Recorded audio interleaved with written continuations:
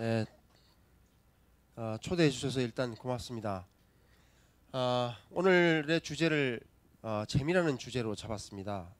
여러분들 어떻게 보면 좀 생소하게 느끼실 텐데요. 아까 테드 설명에서도 보셨지만 테드의 중심에는 E가 있습니다. E가 뭔가요? 네, 엔터테인먼트죠. 엔터테인먼트에선 이걸 빼면 이야기를 할 수가 없습니다. 그게 뭡니까? 재미입니다. 재미. 재미없는 엔터테인먼트, 재미없는 영화 상상할 수도 없죠. 재미는 그만큼 중요한 요소입니다. 근데 사실은 재미는 그런 오락물들에만 국한된 문제는 아니고요. 우리 삶의 본질적인 문제가 재미라는 사실 오늘 설명해 드리려고 합니다. 시작에 앞서 저는 도착해서 이 주변을 한 바퀴를 돌면서 주변을 좀 구경을 했습니다. 요 뒤편에 봤더니 담벼락에 여러분들 아마 보셨을 겁니다. 죽기 전에 나는 이라고 빈칸이 비어져 있고요. 거기에 많은 사람들이 와서 자기의 소망을 써놓은 걸 봤어요. 그 중에 한 가지 제 시선을 잡았던 기록이 하나 있었습니다. 그건 뭐냐면 죽기 전에 나는 돈을 많이 벌어서 자유롭게 살고 싶다 이렇게 써놨어요. 여러분들 어떻습니까? 아마 대부분의 사람들이 어떻게 살고 싶냐라고 물으면 아마 비슷한 이야기들을 할 것 같습니다. 근데 여기서 우리는 본질적인 질문을 한번 해봐야 돼요. 자, 그러면 이제 한번 시작을 한번 해보겠습니다. 왜 그러면 우리는 돈을 벌려고 그렇게 열심히 애를 쓸까요? 돈 벌어서 뭐하게? 이런 질문을 해봐야 됩니다.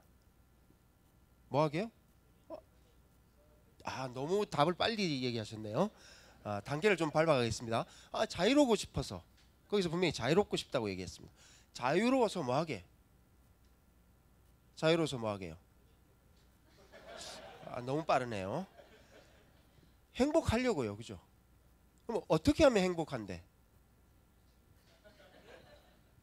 자, 이렇게 질문에 꼬리에 꼬리를 물고 한번 우리가 질문을 해보면 사실 거기 삶의 본질을 한번 우리가 찾아볼 수 있다는 거죠. 우리가 사는 게 돈 많이 버는 게 본질적인 목적이 아니라는 거죠.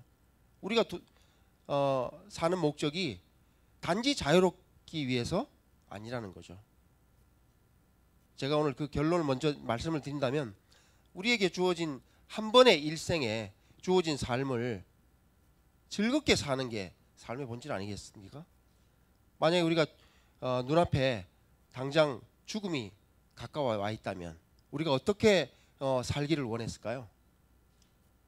돈, 그 순간에 돈, 명예, 권력, 그토록 사람들이 얻고 싶어하는 그런 걸 얻고 싶었을까요? 아마 나는 정말 내가 하고 싶은 거 하고 살고 싶다.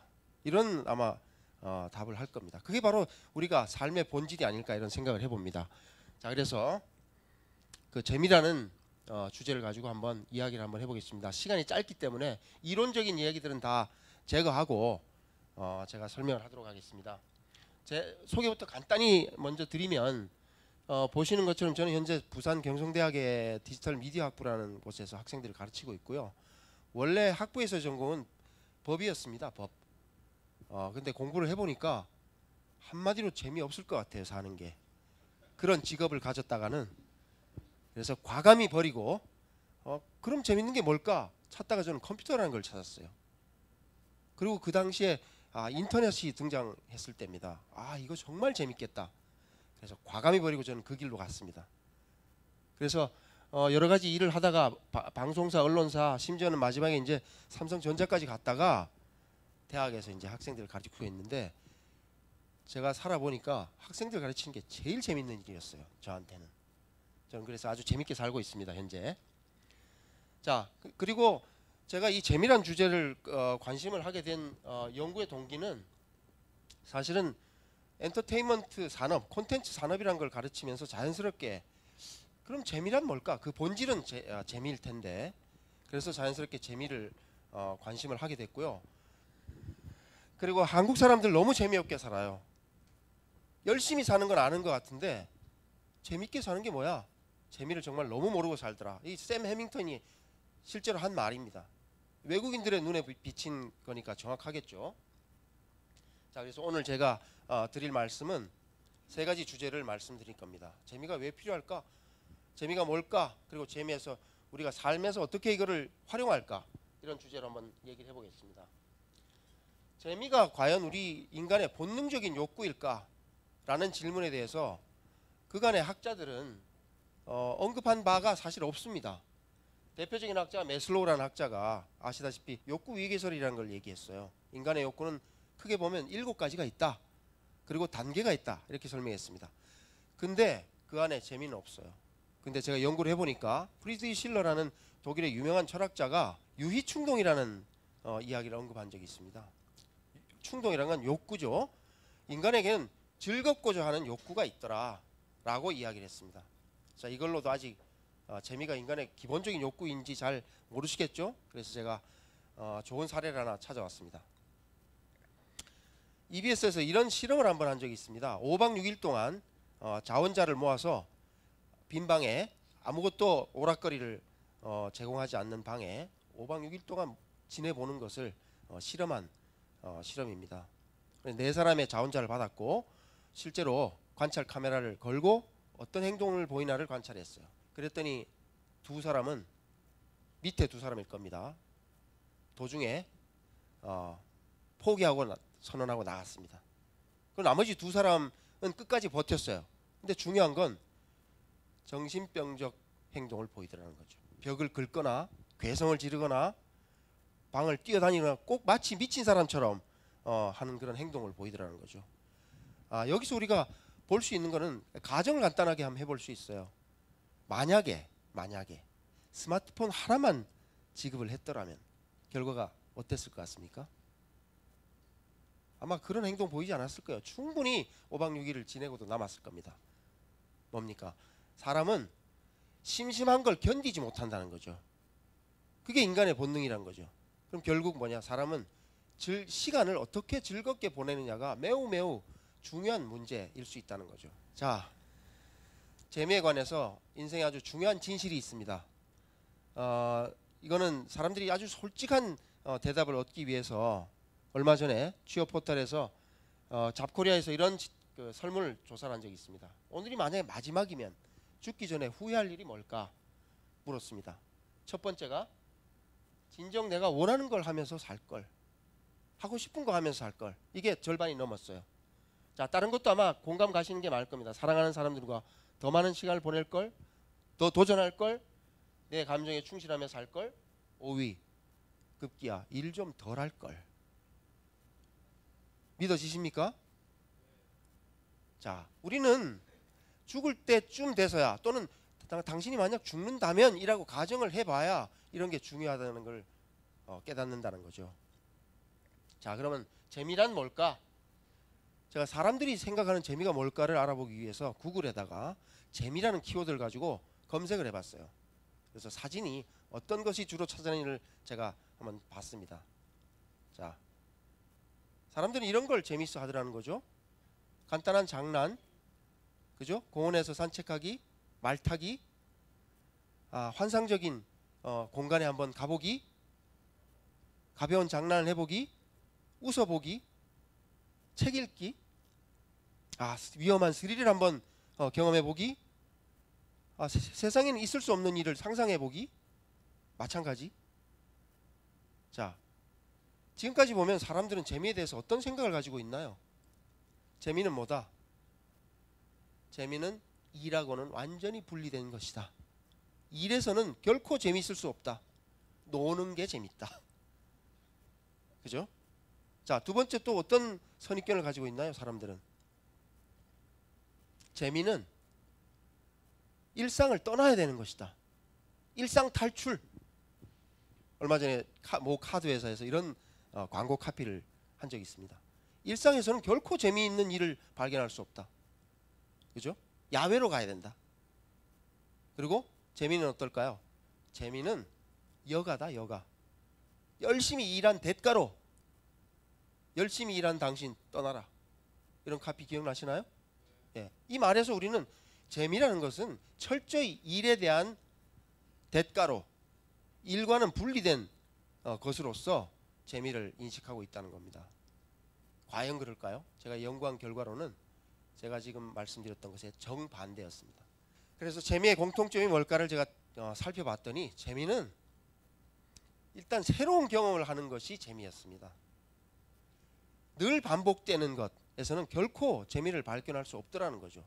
새로운 경험을 해야 됩니다. 그 결과 이제 긍정적인 정서 변화가 나타나야 돼요. 부정적인 감정에서부터 긍정적인 감정의 변화가 나타난다면 이것이 바로 재미의 결과라고 할 수 있습니다. 조금 더 상수를 해보면 우선 재미는 억압 상태에 있으면 안 됩니다. 자, 강도를 만났어요. 강도에게 납치가 됐습니다. 자, 재밌는 시간을 보내봐. 결코 재미있을 수 없을 겁니다. 억압 상태에서. 자, 자유로워야 돼요.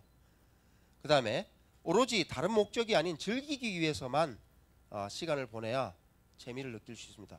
어떤 일을 하는데 목표가 뚜렷이 있고 돈을 벌어야 되고 이렇다면 결코 재미를 못 느낄 겁니다. 자, 그 다음에는 자발적으로 해야 됩니다.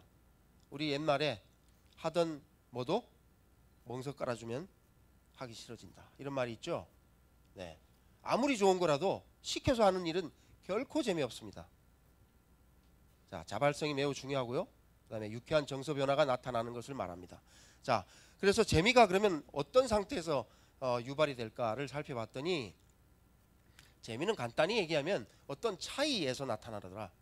그건 뭐냐면 새로움과 변화에서 드러난 차이에서 재미가 느껴지더라는 거죠.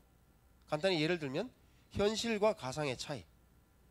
우리가 영화를 볼 때, 그죠? 현실에서 있을 수 없는 일을 가상적으로 경험해 보기 때문에 그 차이에서 우리는 재미를 느끼는 거죠. 지식과 경험의 차이. 아는 것에서 멈추지 말고 실제 해보니까 다르더라. 이게 재미라는 거죠. 자, 또 하나는 긴장과 안도의 차이. 스릴 영화를 볼 때 우리는 극도로 긴장하죠. 그리고 그게 해소됐을 때 안도하게 되는 그 순간에 우리는 재밌다고 느끼죠. 롤러코스터를 탔을 때도 마찬가지일 거예요. 그죠? 자, 그래서 제가 어떤 것이 과연 재미를 구성할까, 어떤 조건 하에서 우리는 재미를 느낄까를 찾아봤습니다. 그래서 기억하기 쉽게 fun이라는 세 가지 이니셜을 가지고 제가 말을 만들어 봤습니다. 첫 번째는 자유입니다. 말은 이건 스스로 선택해야 재미있어진다는 거죠. 아까 자발성이라는 것과 관련이 되어 있습니다. 두 번째는 낯선 것에서 우리는 익숙한 것에서는 결코 재미를 느낄 수 없다는 거죠. 낯선 경험을 해야 됩니다. 예술의 그 정의도 낯설게 하기라는 말이 있습니다. 그와 같은 맥락입니다. 변화가 있어야 돼요. 새로운 경험을 해야 됩니다. 그 다음 세 번째는 혼자 하는 것도 재미있겠지만 다른 사람과 같이 할 때 더 재미있습니다. 자, 그러면 과연 우리는 재미있는 상태를 어떤 증거로 확인을 해볼 수 있을까요? 제가 이걸 보여드릴 때 여러분 스스로에게 한번 자문을 해보세요. 내가 진짜 재밌게 사는 사람인가 아닌가를 확인할 수 있는 방법을 제가 알려드리겠습니다. 세 가지만 확인하면 됩니다. 자, 첫 번째, 세 개, 이것도 F로 구성이 되어 있어요. 자, 첫 번째 F입니다. flutter. 잘 쓰이는 단어는 아닌데요. 영어 사전을 찾아보시면 깃발이 흩날리다 또는 설레다, 이런 뜻이 있습니다. 재미있는 일은 설렘이 있습니다. 어릴 때 여러분들 한번 생각해 보세요. 소풍 가기 전날 어때요? 잠을 못 이루죠? 왜? 그 다음 날이 기다려지지 않습니까? 여자친구와 연애하는 분들 아마 많으실 텐데 여학생들도 남친이 있을 거고요. 어때요? 연애 초기에 데이트를 잡으면 설레지 않습니까? 설렘이 없으면 당장 찢어지십시오. 별로 사랑하는 게 아니죠. 재밌는 관계 아닙니다. 자, 두 번째, 재미있어 하는 일은 몰입이 나타납니다. 몰입은 뭐죠? 간단히 얘기하면 거기에 정신이 팔려서 다른 거에는 도무지 관심이 없는 상태, 한 가지 완전히 집중한 상태를 우리는 몰입이라고 합니다. 재미있는 일들은 이렇게 몰입의 상태가 나타납니다. 세 번째로 재미있는 일은 비움과 채움이 있습니다. 재미있는 상태를 느낄 때 우리는 정서적으로 삶에서 쌓인 먼지들이 씻겨 내려가고 긍정적인 정서 반응이 나타나는 이런 체험의 효과가 나타납니다. 그래서 이 세 가지 효과를 가지고 우리는 재미있는지 없는지 여부를 확인해 볼 수 있습니다. 재미가 단순히 우리가 즐기는 것만을 의미하는 것이 아닙니다. 제가 연구한 바에 따르면 재미는 또한 삶의 문제를 해결해 주는 수단이 되기도 합니다. 폭스바겐이 이런 실행을 한번 한 적이 있어요. 뭐냐면 펀티오리라는 마케팅 플랜을 실행을 한 적이 있는데 일종의 환경 캠페인이었습니다. 그래서 사람들이 어떻게 하면 환경 친화적인 행동을 할 수 있게 할까? 이런 상황입니다. 여러분, 에스컬레이터와 계단이 있을 때 우리가 환경 친화적인 행동을 하려면 어떻게 해야 되죠? 계단을 이용해야 됩니다. 왜? 전기를 써야 되니까. 자, 그래서 계단을 사용합시다. 아무리 사람들에게 설득 메시지를 보내도 우리의 이성이 별로 작동하지 않아요. 대부분의 사람들이 이렇게 계단을 탑니다. 자, 근데 이걸 아주 간단한 방법으로 해결을 했어요. 어떻게? 계단에다가 피아노를 설치를 해줬어요. 그랬더니 피아노 계단을 밟을 때마다 피아노의 소리가 띵동띵동 났던 거죠. 지금 보시는 것처럼 어떻습니까? 에스컬레이터는 한 사람도 없고요. 자연스럽게 사람들이 계단을 오르내리고 있습니다. 재미라는 것은 우리의 이성에게 호소해도 되지 않던 설득을 이뤄낸 그런 성과가 있다는 거죠. 재미는 두 번째, 비즈니스의 중요한 성공 코드이기도 합니다. 자, 여러분들 잘 아시는 비락식혜, 김보성의 의리 마케팅 아시죠? 자, 우리 몸에 대한 의리, 항아의리, 아메리카노, 회오의리, 이게 사람들이 재밌다고 느꼈어요. 전 황당하기 짝이 없는데 결과 유튜브 조회수 285만 건, 매출 65%의 상승 효과가 있었다고 합니다. 믿어지시나요?